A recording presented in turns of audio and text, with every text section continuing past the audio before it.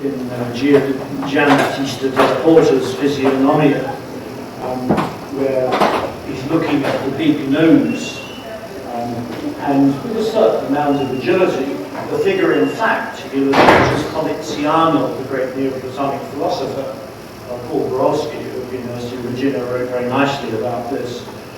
The image on the right is the engraving based upon the image in Paolo Giorgio's Museum of Famous People. As you can see, De La Porta has done a certain amount of manipulation of Poliziano's physiognomy to make the nose as rhinoceros-like as it can be. It's extraordinary perceptually we can do this, isn't it?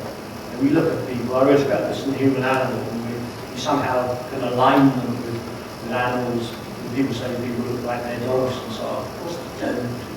But somehow or other we can do that sort of funny trick. The big nose, Giorgio is not entirely, his account of Poliziano is not entirely complimentary. Anyway, De La Porta picks it up and he says that a big nose indicates you're likely to do plagiarism, you're likely to pick up other people's ideas.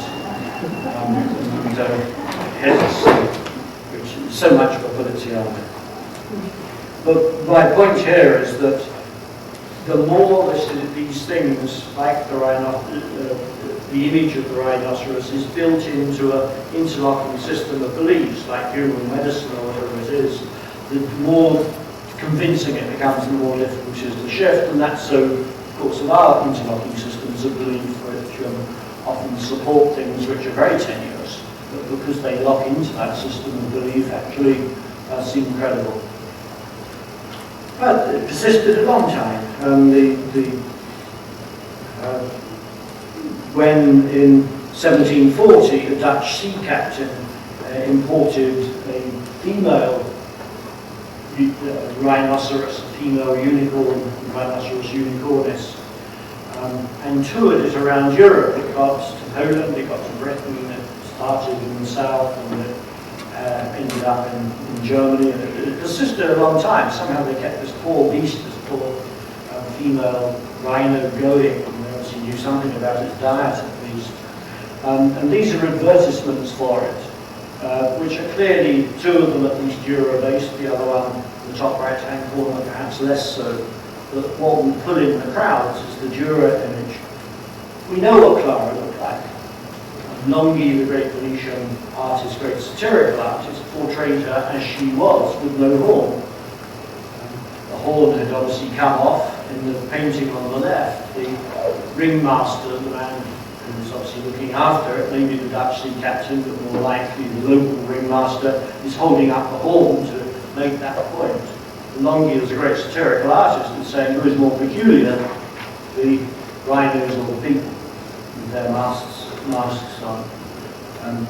We also know what Clara looked like from Petrus Camper, that great observer, naturalist, and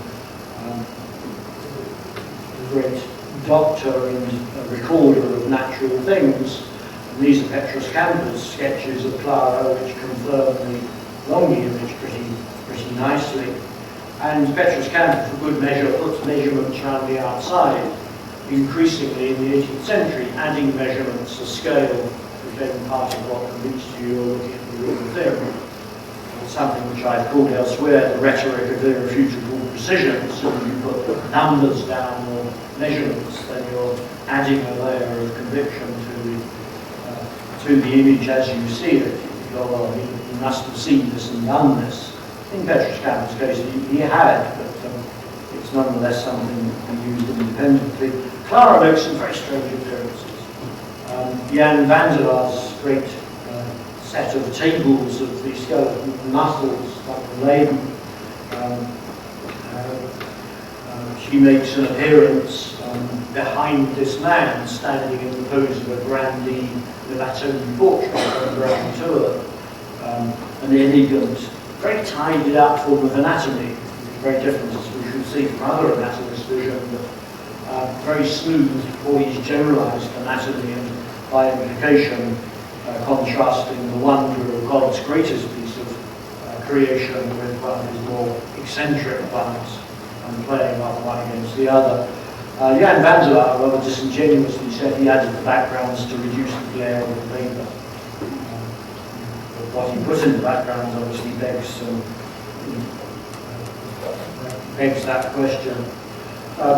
There's a whole succession of Dürer-like images, and this one I particularly like, which is the Turk sitting up. The exotic figure will do, it doesn't matter that the Turks don't happen to do rhinoceroses geographically.